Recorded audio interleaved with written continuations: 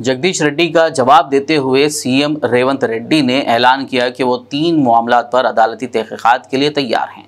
रेवंत रेड्डी ने कहा कि छत्तीसगढ़ के साथ बिजली की खरीदारी के मुआहदों में मुबैना बेज़ाब्तगियों, भद्राद्री पावर प्रोजेक्ट की तकमील में हज़ारों करोड़ रुपए की बदउनवानी के इल्ज़ामात और यादाद्री पावर प्लांट की तकमील में गैर मामूली ताख़ीर की अदालती तहकीकात की जाएगी।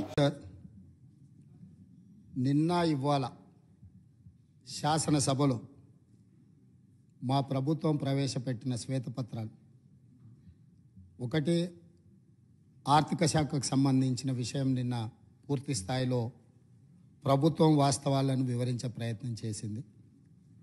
సరే, ప్రతిపక్షంగా వాళ్ళు తమ తప్పిదాలను కప్పిపుచ్చుకోవడానికి ఎదురుదాడి చేసినామని అనుకుంటున్నారు. ఆ ఎదురుదాడి రాష్ట్రానికి ఎంత నష్టం తెచ్చిపెడుతుందో ఇప్పటికి కూడా వాళ్ళు అర్థం చేసుకోలేదు, మారలేదు.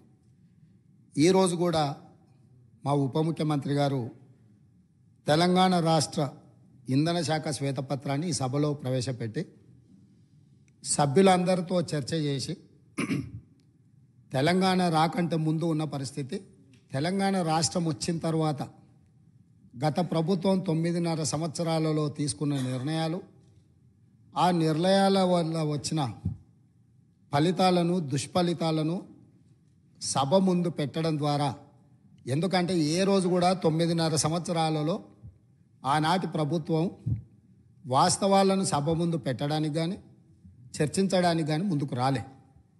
ఈరోజు ఎందుకు ఈ వాస్తవాలన్నింటినీ ముందలు పెడుతున్నాము? ఒక మనిషి ఆసుపత్రికి వెళ్ళి హెల్త్ చెకప్ చేసుకుంటే ఎక్స్రే నుంచి స్కానింగ్ వరకు అన్ని రిపోర్ట్లు తీసుకుంటేనే, బ్లడ్ టెస్ట్ కానీ అన్ని టెస్టులు చేయించుకుంటే, హెల్త్ చెకప్ చేయించుకుంటే ఆ వ్యక్తిలో ఉన్న బలాలు బలహీనతలు అన్నీ తెలిస్తే డాక్టర్గా వారికి వైద్యం అందించడం సులభం అవుతుందని చెప్పి హెల్త్ చెకప్ చేస్తాం. అట్లానే ఈరోజు విద్యుత్ శాఖను పూర్తి స్థాయిలో జ్యుడిషియల్ ఎంక్వైరీ చేయడానికి ప్రభుత్వం సిద్ధంగా ఉంది.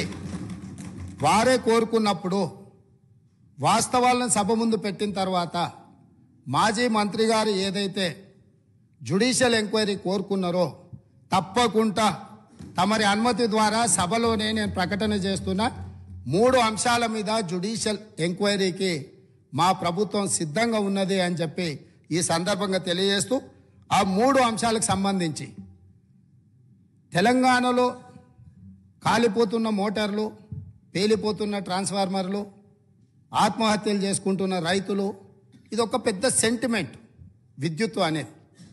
ఈ ప్రజల యొక్క సెంటిమెంటును ఏ రకంగా గత ప్రభుత్వము ఆర్థిక ప్రయోజనాల కోసము వినియోగించుకున్నదో ఈ అంశాలు ఈరోజు బయటికి రావాల్సి ఉన్నది. అందులో భాగంగానే